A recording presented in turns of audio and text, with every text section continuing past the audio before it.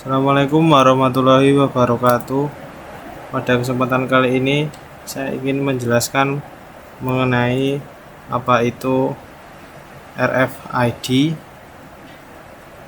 Tentu saja masih dalam bagian wireless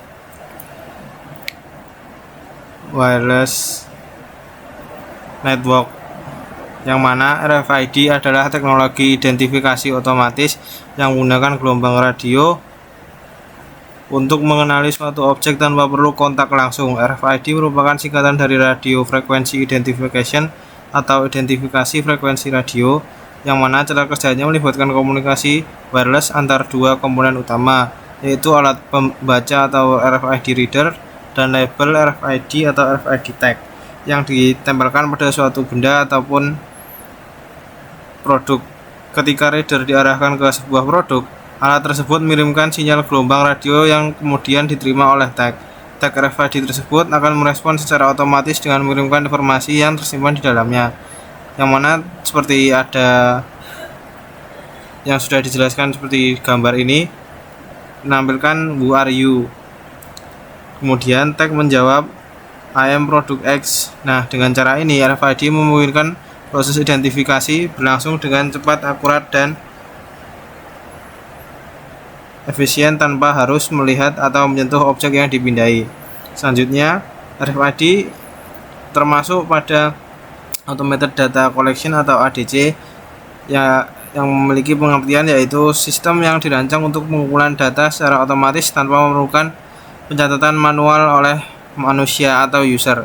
RFID juga bekerja dengan memanfaatkan gelombang frekuensi radio untuk melakukan pertukaran data antara alat pembaca atau reader dan objek yang diberi label RFID atau RFID tag, baik objek tersebut diam maupun bergerak. Data yang dikirimkan dapat digunakan untuk berbagai keperluan seperti mengenali identitas barang, mengelompokkan produk, hingga melacak posisi atau pergerakan suatu objek. Dibandingkan dengan teknologi barcode konvensional, RFID menawarkan banyak keunggulan terutama dari segi kecepatan pembacaan, dan konsistensi kinerja. RFID tidak memerlukan sentuhan langsung maupun garis pandang atau line of sight antara reader dan label, sehingga proses identifikasi tetap dapat dilakukan meskipun label berada di dalam kemasan tertutup, terhalang oleh benda lain, maupun tidak terlihat secara langsung, selama objek tersebut masih berada dalam jangkauan gelombang radio. Data tetap dapat dibaca dengan baik. Selain itu, RFID sering dianggap sebagai saudara dekat dari teknologi jaringan sensor atau sensor network karena sama-sama menggunakan komunikasi wireless untuk pertukaran data. Perbedaannya terletak pada kemampuan dan biaya, di mana tag RFID umumnya memiliki harga lebih terjangkau, namun fungsinya lebih sederhana dibandingkan sensor node yang dirancang untuk mengolah dan mengirim berbagai jenis data. Tag RFID standar biasanya hanya menyimpan dan mengirimkan informasi identitas. Namun, seiring dengan pesatnya perkembangan teknologi, batas antara RFID dan jaringan sensor kini semakin kabur, karena telah banyak dikembangkan tag RFID yang dilengkapi dengan kemampuan sensor tambahan seperti pengukur suhu kelembapan, atau kondisi lingkungan lainnya, sehingga perannya menjadi lebih luas dan lebih canggih. Kemudian pada kanan slide ini menampilkan contoh mengenai berbagai bentuk perangkat RFID, mulai dari perangkat genggam atau handheld, kemudian perangkat desktop atau perangkat meja, kemudian ada perangkat luar ruangan atau outside RFID, kemudian ada pula perangkat gabungan antara barcode dan RFID. Ada juga perangkat tetap atau fixed. Selanjutnya, RFID memiliki teks atau label yang dibedakan menjadi dua jenis utama, yaitu passive text yang memiliki contoh pada gambar ini. Passive text tidak memiliki sumber daya sendiri atau baterai, sehingga sangat murah dan tipis. Sedangkan active text, gambar di bawahnya, memiliki baterai sendiri sehingga memiliki kapasitas penyimpanan data yang lebih besar, jangkauan sinyal yang lebih jauh, dan seringkali dilengkapi dengan sensor suhu atau kelembapan. Selanjutnya, Pada slide ini menjelaskan mengenai sejarah dan evolusi teknologi RFID yang bermula dari kebutuhan akan sistem identifikasi yang cepat dan efektif, terutama di bidang militer. Akar teknologi ini dapat ditelusuri hingga pada masa Perang Dunia Kedua ketika pihak sekutu mengembangkan sistem Identification Friend or Foe atau IFF untuk membedakan pesawat kawan dan pesawat musuh. Sistem ini bekerja dengan prinsip dasar yang mirip RFID, yaitu mengirimkan sinyal radio dan menerima respon balik dengan bentuk identifikasi. Selanjutnya, perkembangan penting yang ada pada RFID terjadi pada tahun 1948 saat seorang ilmuwan bernama Harry Stockman memperkenalkan konsep komunikasi menggunakan gelombang radio tanpa sumber daya internal yang menjadi dasar dari RFID pasif seperti yang banyak digunakan saat ini. Selanjutnya, pada tahun 1972 teknologi ini semakin maju ketika Krzyzewski dan Kaplan merancang serta mematenkan perangkat pengirim dan penjawab sinyal atau transmitter responder yang menggunakan dua antena yang saling terhubung secara induktif untuk bertukar informasi. Desain tersebut kemudian disederhanakan pada tahun 1979 oleh Beagle yang berhasil menggabungkan fungsi kedua antena ke dalam satu perangkat yang lebih kecil dan praktis, sehingga memudahkan penerapan di berbagai objek. Pada dekade yang sama, sekitar tahun 1970-an, para peneliti di Lawrence Livermore Laboratory atau LLL mengembangkan alat pembaca genggam yang dapat memperoleh energi langsung dari gelombang radio untuk mengontrol akses ke fasilitas nuklir tanpa memerlukan sumber daya baterai pada TEG. Inovasi-inovasi ini menjadi fondasi penting bagi perkembangan RFID modern yang kini digunakan secara luas tidak hanya dalam sistem keamanan, tetapi juga dalam logistik, retail, transportasi, dan berbagai aplikasi komersial lainnya. Kemudian selanjutnya menjelaskan mengenai sistem pada RFID yang pada dasarnya tersusun dari dua komponen utama, yaitu tag atau transponder dan tag reader atau alat pembaca yang bekerja sama untuk melakukan proses identifikasi secara otomatis. Tag RFID adalah label kecil yang ditempelkan pada suatu objek dan di dalamnya terdapat microchip serta antena. Microchip berfungsi untuk menyimpan data seperti nomor identitas atau informasi produk, sedangkan antena berfungsi untuk menerima dan mengirimkan sinyal gelombang radio. Dalam ilustrasi gambar di sebelah kanan slide ini dapat dilihat beberapa bentuk fisik tag RFID yang terdiri dari lilitan antena tembaga yang mengelilingi sebuah chip kecil.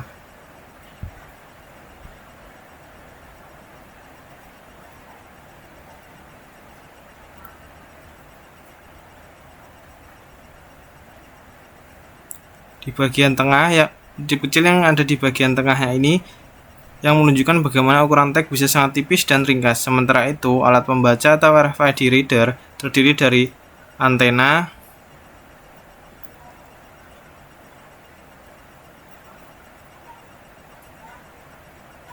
dan decoder, dan pada ilustrasi juga ditampilkan berbagai jenis reader mulai dari perangkat genggam yang dapat dibawa oleh petugas hingga sensor statis yang biasanya dipasang di lokasi tertentu seperti pintu gudang, jalur produksi, atau area masuk dan keluar pabrik. Dan cara kerja sistem RFID dimulai ketika reader memancarkan energi dalam bentuk gelombang radio ke area sekitarnya, lalu menunggu respon dari tag yang berada dalam jangkauan. Ketika tag menerima energi tersebut, tag akan mengirimkan kembali data yang tersimpan di dalam chipnya ke reader tanpa memerlukan sentuhan fisik apapun. Dari sisi pengoperasian, sistem RFID sangat fleksibel karena reader dapat diatur untuk selalu aktif setiap saat atau on all the time. Hanya menyala ketika dibujuk oleh kejadian eksternal tertentu seperti ketika sebuah barang melewati pintu atau sensor.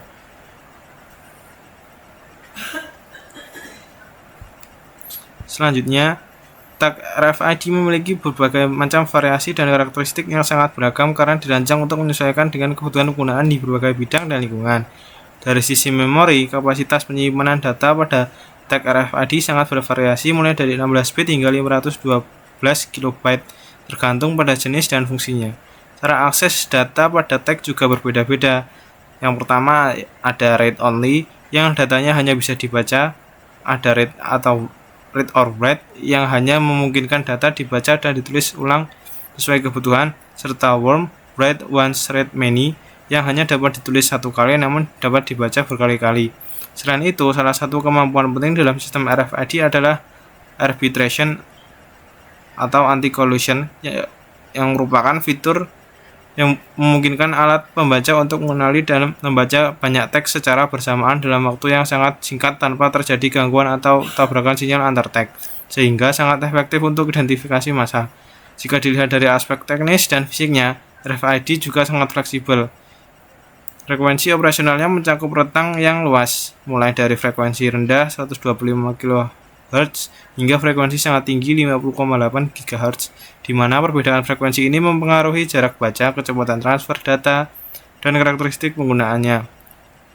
Perbedaan spesifik tersebut juga berdampak pada harga teks yang dapat sangat bervariasi, mulai dari teks sederhana dengan harga $0,10 atau sekitar 1.500 hingga teks khusus dengan fitur dan ketahanan tertentu yang harganya dapat mencapai $250 sekitar 3,8 juta, sehingga secara fisik seperti yang ditunjukkan pada gambar-gambar ini,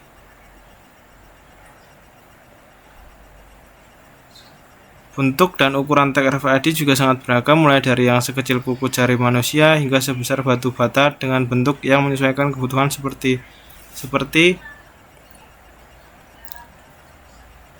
kartu plastik, koin tabel, label tempel, hingga perangkat keras yang dirancang kuat dan tahan lama untuk digunakan di lingkungan industri berat. Selanjutnya, ini analogi seperti pada film Mission Impossible yang mempunyai suatu perangkat kecil yang dapat mendeteksi suatu hal. Nah, perangkat tersebut yaitu RFID Micro. Apa itu RFID Micro? Nah, pada tahun 2007, Hitachi berhasil memproduksi perangkat RFID dengan ukuran hanya sekitar 0,05 kali 0,05 mm. Ukuran ini jauh lebih kecil dibandingkan ketebalan rambut manusia yang jauh lebih kecil, sehingga chip tersebut cukup tipis untuk disematkan ke dalam selembar kertas tanpa terdeteksi secara kasat mata. Hal ini menunjukkan tingkat miniaturisasi semikonduktor yang sangat tinggi, di mana fungsi identifikasi elektronik dapat dimasukkan ke dalam objek sehari-hari tanpa mengubah bentuk fisiknya. Data yang tersimpan dalam RFID Micro tersebut dapat dibaca dari jarak yang sangat jauh, bahkan hingga ratusan meter. Meskipun ukurannya hampir tak terlihat, chip ini tetap mampu menerima dan merespons sinyal gelombang radio dari pembaca RFID. Inilah yang membuat teknologi ini sangat kuat, sekaligus menimbulkan kekhawatiran karena identifikasi dapat dilakukan tanpa kontak fisik dan tidak disadari oleh orang-orang. Kemudian pada slide ini dibandingkan antara RFID aktif dan RFID pasif. Yang pertama, RFID aktif, sumber daya listriknya berasal dari dalam tag itu sendiri karena dilengkapi dengan baterai internal. Dengan adanya baterai, tag aktif hanya memerlukan kekuatan sinyal yang sangat rendah dari reader untuk dapat berkomunikasi. Dampaknya, jangkauan baca RFID aktif bisa sangat jauh hingga sekitar 100 meter. Selain itu, RFID aktif mampu membaca ribuan teks sekaligus, bahkan pada objek yang bergerak cepat hingga sekitar 100 mph, serta memiliki kapasitas penyimpanan data yang besar, bisa mencapai 512 KB. Sebaliknya, pada RFID pasif tidak memiliki baterai, sehingga seluruh energi operasionalnya diperoleh dari gelombang radio yang dipancarkan oleh reader. Karena itu, RFID yang pasif memerlukan kekuatan sinyal yang lebih tinggi, memiliki jangkauan baca yang jauh lebih pendek, umumnya hanya sekitar 3-5 meter, serta kemampuan pembacaan multitag yang lebih terbatas dan lambat. Kapasitas penyimpanan datanya juga relatif kecil, berkisar dari 16 bit hingga 1 KB. Dari tabel di atas menunjukkan bahwa RFID aktif lebih unggul dalam hal jarak baca, kapasitas data, dan performa pada kondisi dinamis. Tetapi konsekuensinya adalah ukuran lebih besar dan biaya lebih tinggi karena penggunaan baterai. Sementara itu, RFID pasif lebih sederhana, kecil, dan murah, sehingga cocok untuk aplikasi massal seperti kartu akses, label barang, dan sistem inventaris meskipun dengan keterbatasan jangkauan dan kapasitas data. Selanjutnya pada slide ini menjelaskan cara kerja RFID tipe Active Tag, yang mana sistem RFID aktif terdiri dari antena RF, rangkaian logika dan kontrol digital, dan memori EEPROM atau Electrically Erasable Programmable Read Only Memory, serta adanya baterai internal. Antena RF itu berfungsi untuk menerima dan memancarkan gelombang radio dari reader, sementara rangkaian logika dan kontrol mengatur proses komunikasi, pengolahan data, serta pengambilan data dari memori. Kemudian memori EEPROM tadi digunakan untuk menyimpan informasi identitas atau data lain yang akan dikirimkan, dan seluruh sistem ini mendapatkan pasokan energi dari baterai yang terpasang di dalam tag. Kemudian pada gambar ini menampilkan ilustrasi bahwa ketika reader memancarkan gelombang radio, sinyal tersebut diterima oleh antena RF pada tag aktif. Selanjutnya, rangkaian logika dan kontrol memproses sinyal tersebut, mengakses data yang tersimpan di memori, lalu mengirimkan kembali data ke reader melalui antena. Karena memiliki baterai sendiri, tag aktif mampu memancarkan sinyal secara lebih kuat sehingga memiliki jangkauan baca yang jauh lebih besar, yaitu sekitar 20 hingga 200 meter. Baterai ini juga memungkinkan masa pakai hingga sekitar 10 tahun, tergantung pola penggunaan. Selain itu, tag aktif dapat dilengkapi dengan kemampuan sensor terbatas, misalnya untuk mendeteksi suhu atau kondisi lingkungan tertentu. Istilah self-override pada gambar ini menunjukkan bahwa tag memiliki sumber daya internal, namun tetap dapat menggunakan sinyal RF dari reader sebagai pemicu bangunnya perangkat tersebut atau wake up perangkat tersebut dan sarana komunikasi. Secara keseluruhan, RFID aktif cocok digunakan untuk aplikasi yang membutuhkan jangkauan jauh dan performa tinggi, meskipun dengan konsekuensi ukuran lebih besar dan biaya yang lebih tinggi dibandingkan RFID pasif. Selanjutnya, sedangkan slide ini menjelaskan cara kerja RFID tipe pasif atau passive tag. Sistem RFID pasif terdiri dari antena RF, rangkaian logika dan kontrol digital, serta memori EEPROM. Tanpa adanya baterai internal, antena RF berfungsi untuk menerima gelombang radio yang dipancarkan oleh reader, sementara rangkaian logika dan kontrol mengatur proses pengambilan serta proses membaca dan menyimpan data pada memori EEPROM yang berisi identitas atau informasi tag. Kemudian pada gambar menampilkan bahwa seluruh energi ini dan komunikasi pada RFID pasif berasal dari gelombang RF reader. Ketika reader memancarkan sinyal, antena RF pada tag pasif menangkap energi tersebut dan mengubahnya menjadi daya listrik yang sangat kecil untuk mengaktifkan rangkaian logika dan memori. Setelah aktif, data dari memori tersebut diproses lalu dikirim kembali ke reader melalui mekanisme pantulan sinyal atau backscatter. Karena tidak memiliki baterai, jangkauan baca RFID pasif terbatas, umumnya kurang dari 10 meter, dan sangat bergantung pada frekuensi yang digunakan. Selanjutnya, slide ini menampilkan rentang-rentang frekuensi atau frekuensi range yang digunakan pada sistem RFID. Yang pertama, di RFID pada frekuensi rendah atau frequency sekitar 100-500 kHz, RFID memiliki jarak baca pendek hingga menengah, biaya relatif murah namun kecepatan pembacaan rendah karena sifatnya yang sederhana dan stabil. Frekuensi ini banyak digunakan untuk sistem kontrol akses, identifikasi hewan, dan pengendalian inventaris. Selanjutnya, frekuensi tinggi atau high frequency sekitar 10-15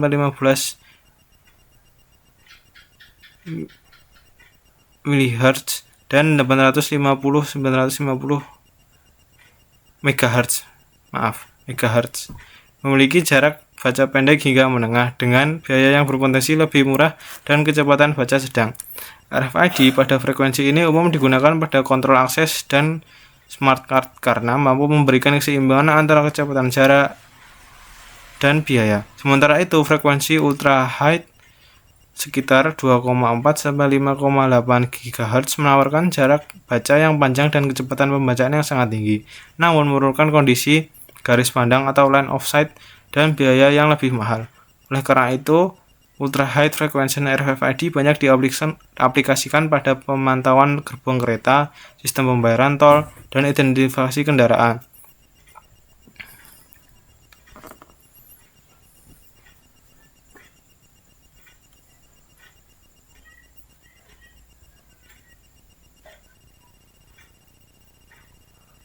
Kemudian, slide selanjutnya menjelaskan mengenai cara kerja sistem RFID frekuensi rendah atau low frequency dengan metode load modulation, yaitu teknik komunikasi antara reader dan tag pasif melalui interaksi medan magnet.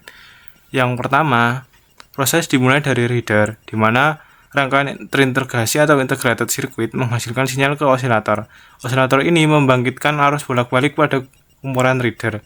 Arus bolak-balik tersebut menjadi dasar terbentuknya medan magnet yang akan digunakan untuk berkomunikasi dengan tag. Yang kedua, arus bolak-balik tersebut pada kumpulan reader menghasilkan medan magnet bolak-balik. Medan magnet inilah yang berfungsi sebagai sumber daya bagi tag RFID pasif. Karena pada sistem frekuensi rendah, tag tidak memiliki baterai sendiri. Kemudian selanjutnya yang ketiga, ketika tag berada dalam jangkauan medan magnet reader, kumparan atau coil pada tag berinteraksi dengan medan tersebut dan terjadi induksi arus listrik. Arus induksi ini kemudian diarahkan oleh dioda sehingga muatan listrik mengalir ke kapasitor dan disimpan sementara di sana. Selanjutnya, nomor 4. Seiring bertambahnya muatan pada kapasitor, tegangan meningkat hingga cukup untuk mengaktifkan rangkaian terintegrasi pada tag. Setelah aktif, rangkaian ini siap mengolah dan mengirimkan kode identitas tag yang tersimpan di dalam memori. Nomor selanjutnya, nomor 5, data identitas pada tag direpresentasikan dalam bentuk sinyal digital berupa angka 1 dan 0. Hal ini dilakukan dengan cara menyalakan dan mematikan transistor pada rangkaian tag, sehingga beban listrik tag berubah-ubah sesuai data yang dikirim. Maka nomor 6, perubahan beban listrik tersebut menyebabkan perubahan resistensi rangkaian tag, yang selanjutnya menimbulkan fluktuasi medan magnet tag. Fluktuasi ini berinteraksi kembali dengan medan magnet reader. Teknik inilah yang disebut load modulation, di mana tag mengirim data dengan bermodulasi beban, bukan memancarkan sinyal tersendiri. Yang terakhir, nomor 7, fluktuasi medan magnet akibat load modulation tersebut menyebabkan perubahan arus pada coil reader. Perubahan arus ini kemudian dideteksi oleh rangkaian reader, diubah menjadi sinyal digital, dan selanjutnya diterjemahkan sebagai kode identitas tag.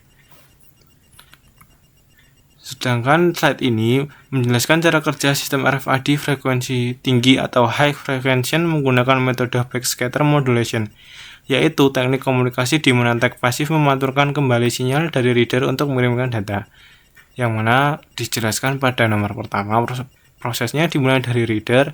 Ketika rangkaian terintegrasi mengirimkan sinyal digital ke transceiver, transceiver ini kemudian menghasilkan sinyal radio frekuensi atau RF yang dipancarkan melalui antena dipol menuju area di sekitarnya. Sinyal RF ini berfungsi sekaligus berbagai media komunikasi dan sumber energi bagi tag pasif. Selanjutnya ada nomor 2. Ketika sinyal RF tersebut mencapai tag, medan listrik dari gelombang radio menimbulkan beda potensial pada antena dipol milik tag, yang akibatnya arus listrik mengalir ke dalam rangkaian tag dan diarahkan oleh dioda untuk mengisi kapasitor, sehingga muatan listrik tersimpan dan menyediakan energi sementara bagi tag. Setelah hal itu, pada nomor 3, tegangan pada kapasitor cukup besar, rangkaian terintegrasi pada tag aktif. Rangkaian ini kemudian menyiapkan kode identitas unik yang tersimpan di memori tag dan mempresentasikannya dalam bentuk sinyal digital berupa level tegangan tinggi dan rendah yang menunjukkan data biner yaitu 1 dan 0. Selanjutnya pada nomor 4, sinyal digital tersebut mengendalikan transistor pada rangkaian tag untuk menyala dan mati. Perubahan kondisi transistor ini menyebabkan antena tag bergantian memantulkan atau menyerap sinyal radio yang datang dari reader. Dengan kata lain, tag tidak memancarkan sinyal sendiri tetapi hanya mengubah cara sinyal reader yang dimantulkan kembali. Untuk nomor 5, perubahan pola pantulan sinyal inilah yang disebut backscatter modulation. Variasi amplitudo sinyal pantul tersebut mengikuti pola hidup matinya transistor, sehingga membawa informasi digital yang sesuai dengan kode identitas tag. Yang terakhir pada nomor 6 dijelaskan sinyal kontrol kemudian diterima kembali oleh transceiver pada reader. Reader mendeteksi variasi sinyal tersebut, mengubahnya menjadi sinyal digital dan memprosesnya di rangkaian terintegrasi hingga akhirnya kode identitas unik tag berhasil dibaca.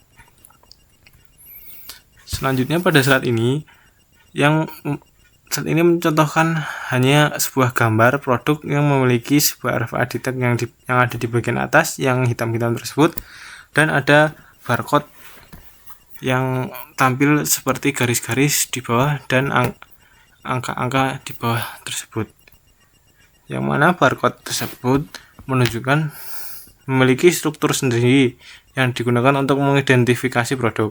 Barcode tersusun dari garis hitam dan putih dengan pola tertentu yang dibaca oleh scanner berdasarkan pantulan cahaya, lalu diterjemahkan menjadi angka. Digit paling kiri yang bergambar biru disebut number system character yang menandakan kategori atau sistem penomoran produk. Bagian tengah barcode yang pada warna kuning terdiri dari manufaktur kode sebagai identitas produsen dan produk kode yang warna orange sebagai penanda jenis atau varian produk. Di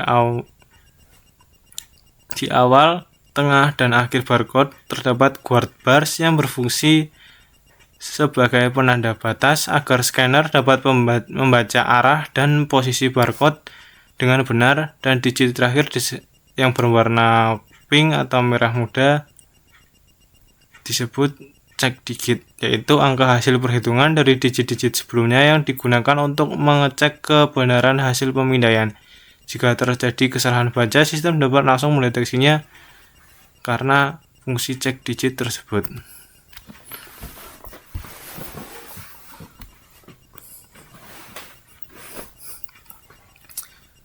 Kemudian slide ini menjelaskan mengenai EPC atau Electronic Product Code, yaitu sistem kode elektronik yang digunakan dalam teknologi RFID untuk mengidentifikasi setiap produk secara unik bahkan hingga ke tingkatan satuan item. EPC berfungsi sebagai pengembangan dari barcode, di mana tidak hanya jenis produk yang dikenali tetapi juga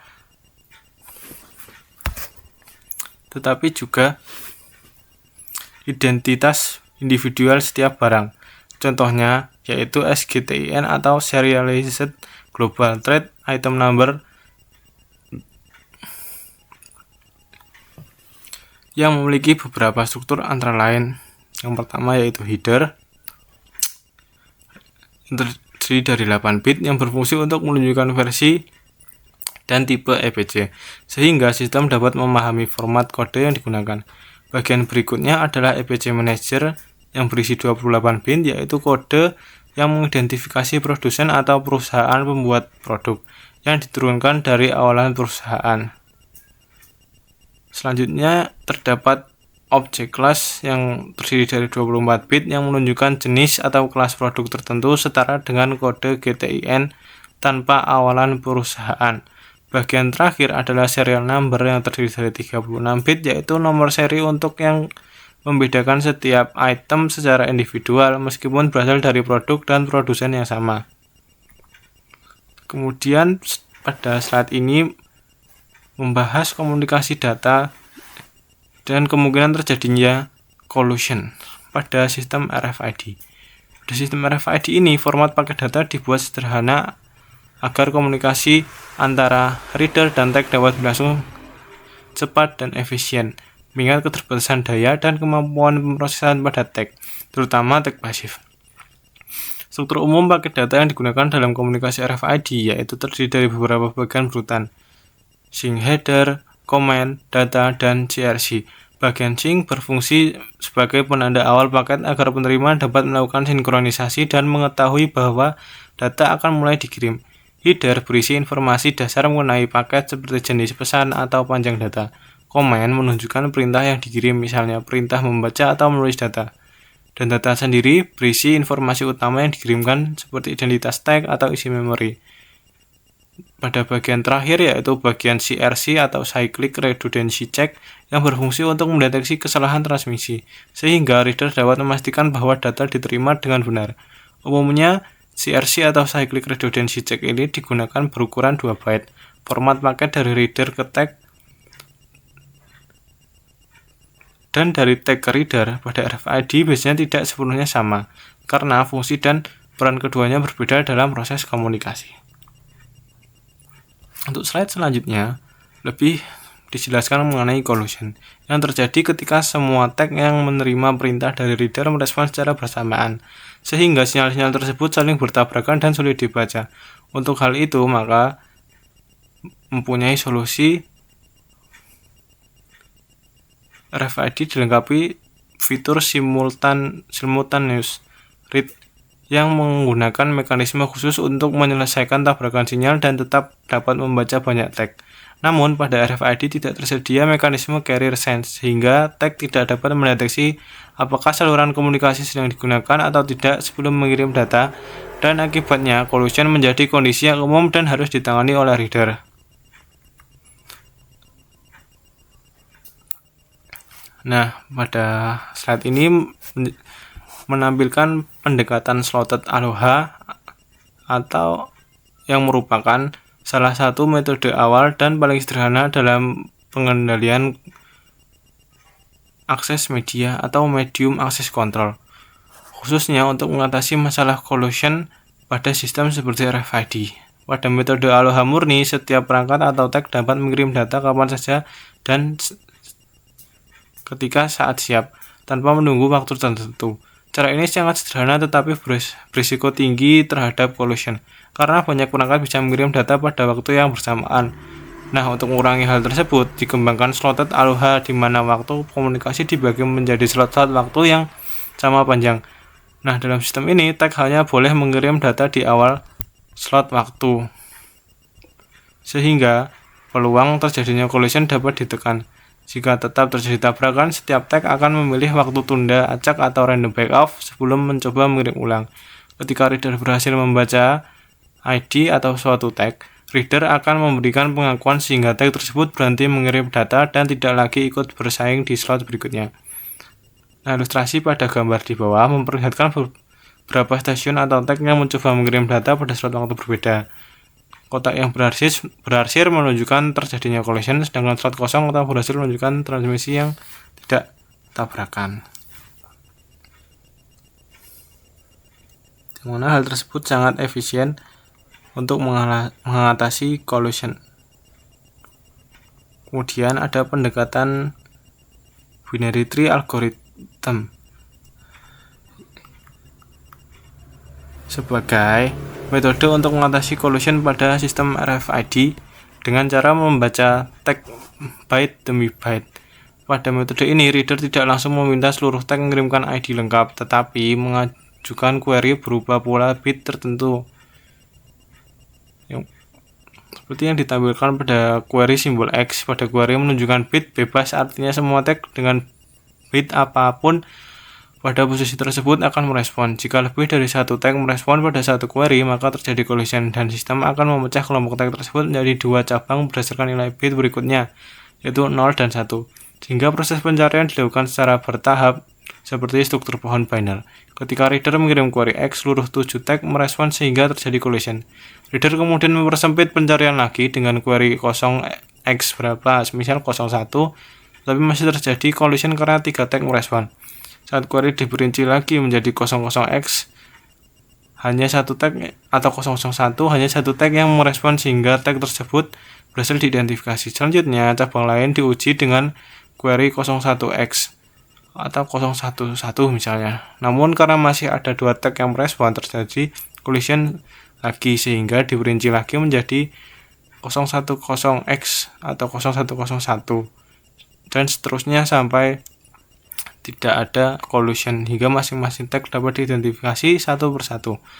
Jika pada suatu query tidak ada tag yang merespon sehingga pada 011x, maka cabang tersebut dihentikan. Proses yang sama dilakukan untuk cabang 1x yang kembali dipecah menjadi 10x dan 11x hingga seluruh tag berhasil diidentifikasi.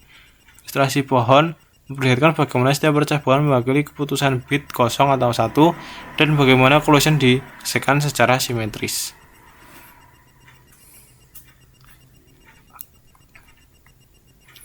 RFID tentu saja digunakan pada kehidupan sehari-hari seperti untuk melacak pergerakan produk konsumen dari gudang hingga toko, identifikasi dan pelacakan hewan ternak, serta sistem pembayaran tol otomatis yang memungkinkan kendaraan melintasi tanpa berhenti. Selain itu, ditunjukkan pula pada penggunaan RFID pada manusia, misalnya menambahkan chip pada pasien Alzheimer untuk membantu pemantauan yang sekaligus menyoroti isu etika dan privasi. Selanjutnya, pengaplikasian RFID seperti pada keyless entry pada kendaraan, kartu akses atau proximity card, serta manajemen rantai pasok atau supply chain management.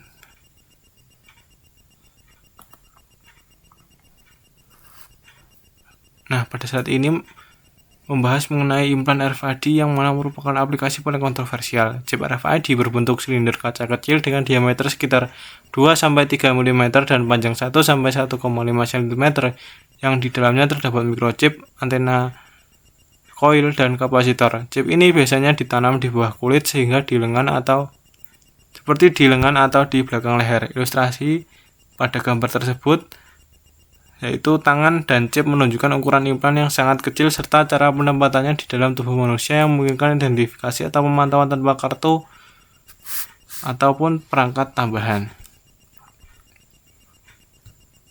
RFID juga mendukung instant checkout pada pusat perbelanjaan yang melakukan pembayaran instan tanpa kasir. Barang-barang dilengkapi RFID dapat terbaca secara otomatis ketika berada dalam jangkauan pembaca, sehingga seluruh isi keranjang belanja dapat diidentifikasi dalam waktu singkat, bahkan hanya sekali lewat.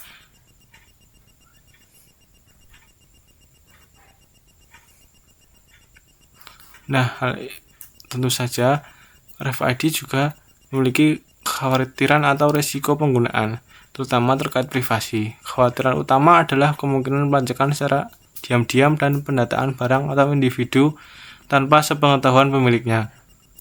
Yang pada ilustrasi ini menggambarkan seseorang yang membawa banyak barang dengan informasi detail yang dapat dibaca secara elektronik, menunjukkan potensi penyalahgunaan data pribadi. Maka dari itu, RFID memiliki solusi yang dapat diterapkan, terutama pada permasalahan pembacaan tanpa izin atau unauthorized reading, yaitu ketika pihak tidak berwenang dapat memindai tag RFID untuk mengetahui isu suatu barang di dalam kotak tertutup atau membaca kartu identitas dalam kartu kredit berbasis RFID. Contoh pencegahannya ditunjukkan dengan penggunaan lapisan pelindung logam seperti pada paspor yang dilengkapi metal foil untuk menghalangi pembacaan sinyal. Permasalahan kedua adalah penulisan tanpa izin atau unauthorized writing, di mana pihak tertentu dapat mengubah informasi pada tag, seperti UPC atau harga barang, bahkan dapat mematikan tag sehingga tidak bisa digunakan lagi. Maka dari itu, terdapat solusi dan mekanisme pengamanan antara lain RFID zapper, yaitu alat yang dapat merusak tag dengan arus berlebih. Biasanya digunakan untuk menonaktifkan tag secara permanen. Selanjutnya ada RSA blocker tag yang bekerja dengan cara diletakkan di dekat tag RFID lain untuk menghalangi proses pembacaan. Berikutnya ada juga fitur put tag to sleep, memungkinkan tag dinonaktifkan sementara dan diaktifkan kembali di kemudian hari sehingga tag dapat digunakan ulang dengan lebih aman. Kemudian ada reliable tag dan dual use tag yang memungkinkan informasi pada tag ditampilkan berbeda kepada pengguna atau ditimpa dengan data yang lebih berguna sesuai kebutuhan.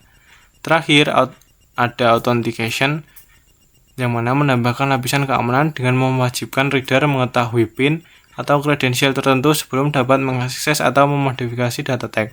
Secara keseluruhan, yang saya jelaskan di slide ini menekankan bahwa RFID rentan terhadap penyalahgunaan berbagai solusi teknis itu tersedia untuk meningkatkan keamanan dan melindungi privasi pengguna. Setelah menjelaskan panjang lebar mengenai RFID, selanjutnya slide ini menjelaskan mengenai Near Field Communication atau NFC. sebagai salah satu teknologi komunikasi wireless terbaru yang dirancang untuk komunikasi jarak yang sangat dekat antar perangkat elektronik. NFC memungkinkan pertukaran data yang sederhana namun aman, karena perangkat harus didekatkan secara fisik untuk dapat berkomunikasi. Hal ini mengurangi risiko akses tidak sah dan membuat NFC cocok untuk aplikasi yang membutuhkan kemudahan sekaligus keamanan seperti pembayaran digital dan kartu akses. Secara teknis, NFC memungkinkan pertukaran data pada jarak maksimal yaitu 4 cm atau bahkan kurang, sehingga interaksi terjadi secara sengaja oleh pengguna. Teknologi ini bekerja pada frekuensi 13,56 MHz dan mendukung kecepatan transfer data mulai dari 106 KB per second hingga 848 KB per second. Kombinasi jarak pendek ini tentu saja memiliki frekuensi kerja tertentu dan kecepatan yang memadai, menjadikan NFC efisien untuk komunikasi cepat antara perangkat tanpa proses pengaturan yang rumit. NFC memiliki cara kerjanya, yaitu NFC yang pada dasarnya merupakan pengembangan dari teknologi RFID yang bekerja menggunakan induksi medan magnet antara dua perangkat elektronik yang berada pada jarak sangat dekat. Ketika dua perangkat didekatkan, medan magnet yang terbentuk memungkinkan terjadinya pertukaran energi dan data tanpa perlu kontak fisik langsung. Agar komunikasi NFC dapat berlangsung, diperlukan dua peran perangkat. Yang pertama, perangkat harus memiliki fungsi NFC reader atau writer, sedangkan perangkat lainnya berfungsi sebagai NFC tag. NFC tag pada dasarnya adalah rangkaian terintegrasi atau IC yang menyimpan data dan terhubung dengan sebuah antena. Data pada tag ini dapat dibaca atau ditulis oleh perangkat reader ketika keduanya berada dalam jarak dekat. Dengan mekanisme ini, NFC memungkinkan komunikasi yang cepat, praktis, aman dalam berbagai aplikasi seperti pembayaran digital, kartu akses, dan pertukaran data sederhana antar perangkat.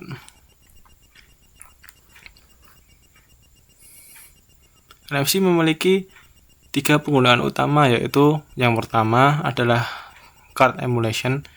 Ketika perangkat NFC seperti ponsel berperilaku seperti kartu tanpa sentuh, dalam mode ini ponsel dapat digunakan layaknya kartu pembayaran, kartu akses, atau kartu transportasi tanpa perlu kartu fisik terpisah. Yang kedua adalah reader mode, di mana perangkat NFC bertindak aktif sebagai pembaca dan digunakan untuk membaca tag RFID pasif. Mode ini sering dimanfaatkan untuk keperluan seperti iklan interaktif, informasi produk, atau akses konten digital hanya dengan mendekatkan ponsel ke tag.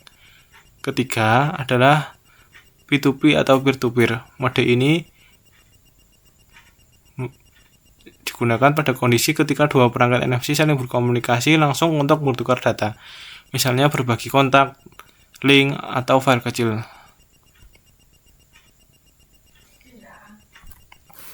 Selanjutnya, pengaplikasian NFC di kehidupan sehari-hari, yaitu pada mobile payment yang merupakan pembayaran digital dengan mendekatkan ponsel ke mesin pembaca atau reader, serta mobile atau electronic ticketing untuk tiket transportasi dan event. Selain itu, NFC diterapkan pada smart objects dan electronic keys, di mana ponsel dapat berfungsi sebagai kunci digital. NFC juga memungkinkan pertukaran data antara perangkat peer-to-peer atau P2P secara cepat dan sederhana, serta dapat digunakan untuk mengatur dan memulai koneksi nirkabel lain seperti Bluetooth atau Wi-Fi, sehingga proses koneksi menjadi lebih praktis. Kemudian pada slide terakhir,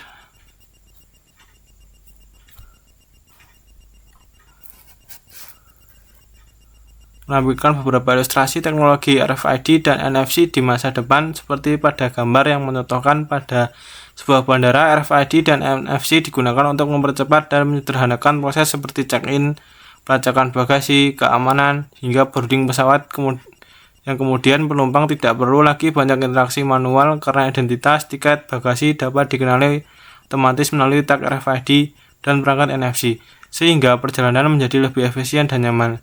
Contoh gambar lainnya yaitu penerapan RFID dan NFC di retail dan layanan publik, seperti pencatatan barang dan harga secara otomatis di toko, pembayaran digital melalui ponsel, serta tiket elektronik. Contoh gambar terakhir ditunjukkan keterkaitan RFID dan NFC dengan IoT bersama teknologi lain seperti Bluetooth dan Zigbee, yang memungkinkan berbagai benda sehari-hari menjadi pintar atau menjadi smart teknologi dan dapat saling terhubung. Sekian penjelasan mengenai RFID dan NFC. Assalamualaikum warahmatullahi wabarakatuh.